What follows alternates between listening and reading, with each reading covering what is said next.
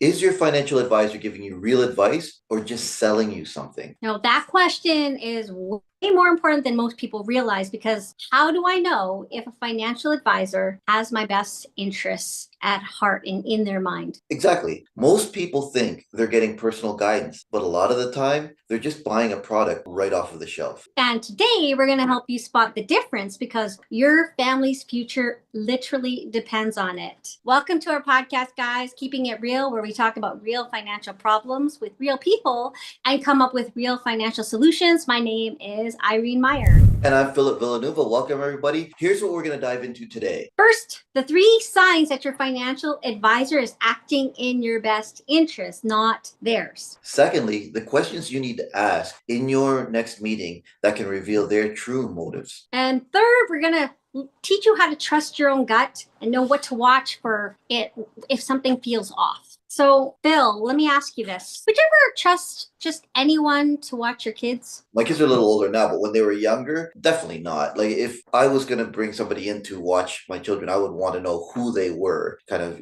find out if they had any credentials, look at any referrals or, kind of a reference as to who this person is that I'm going to trust my kids to.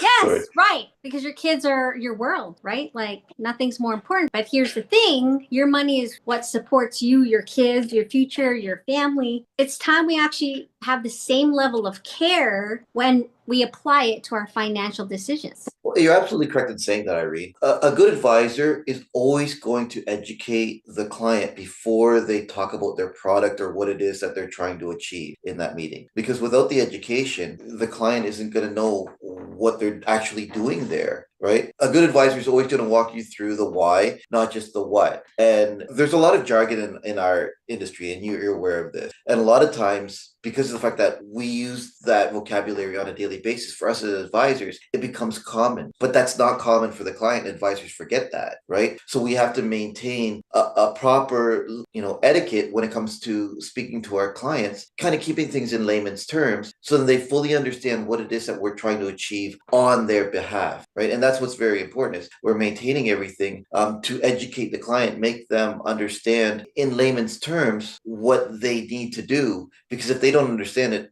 well, 2 things. One, they're not going to really know what it is that they just did. And secondly, chances are in time, they're going to backtrack on what it is that you tried to achieve for them in the first place. And they're not going to maintain that strategy because they didn't understand it in the first place. So true. And I think to achieve that, Phil, if you don't mind me continuing with the next point, a great advisor asks a lot of questions. In fact, they ask way more questions than maybe even sometimes you as a client will have answers to. If you think about a very simple metaphor, a simple analogy, you go to a doctor, you've waited an hour, even if you've had an appointment, and you go in there, you know something's wrong, you tell him what you think is wrong, and he just writes you up a prescription. So you've waited an hour for him to see him, and he takes literally 2 minutes to kind of write you up a prescription. Doesn't ask you questions. Now you kind of feel robbed of that entire appointment and you don't almost feel trusting of what he's given you because you've basically assessed yourself. A good advisor, in addition to giving you the education part of what maybe the gap is in your knowledge of finances, is actually for them to kind of take a step back even further and ask you more questions about literally what you know already. I find that when I'm talking to a client, I am still trying to gauge where they're at with their financial knowledge. So I don't talk above them. I don't want them to feel like I'm talking above them. I want to kind of come to them where they're at with what they know and then use that as a jumping off point so that it helps me actually understand if I'm explaining something to them where their understanding is. So I have to ask more questions. Yeah, absolutely. You know what? And that is kind of one of the key aspects of knowing if your advisor is there for the right reasons.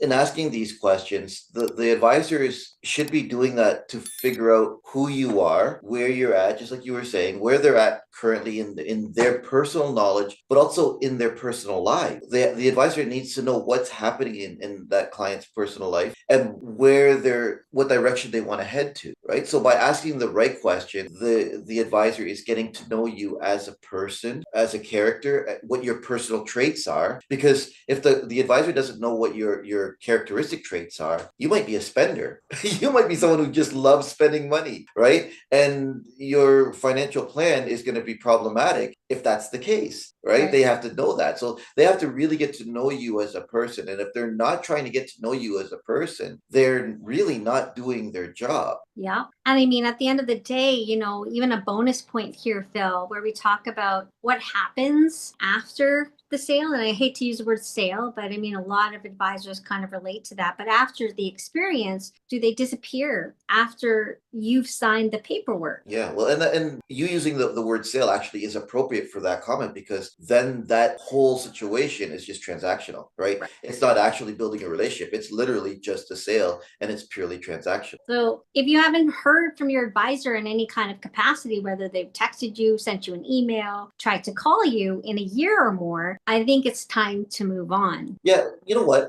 When you're thinking about a financial advisor, you're thinking about somebody who's gonna guide you through your financial life. Think about this. I'll use this as an example. A basketball coach, right? If you're a basketball coach and you have your athletes coming onto the field, onto the court, and you give them a ball in their jersey and say, "Go play the game," right? That player is not going to know what to do, right? As a basketball coach, it's not just about giving them the ball and the jersey and start playing. It's about getting them physically conditioned. It's about teaching them the game, teaching them the basic skills. There's a lot of parameters before you actually get to the game as a coach, right? And if you're the parent of that child, you just enrolled them in a basketball season, and all they do is give them a jersey and a ball and say, "Go play the game," you're going to feel like you've been ripped off, right? Yeah.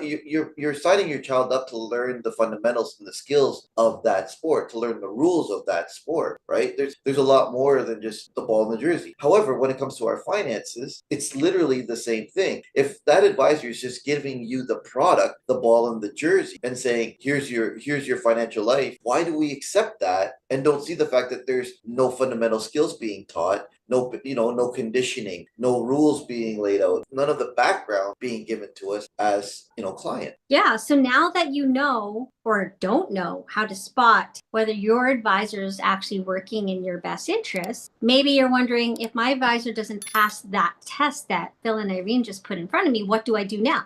Okay. So on our next video, we're going to walk you through the next 5 questions to ask before actually taking on that financial advisor. So stay tuned for our next video. It's the step that makes everything we talked about today actually possible.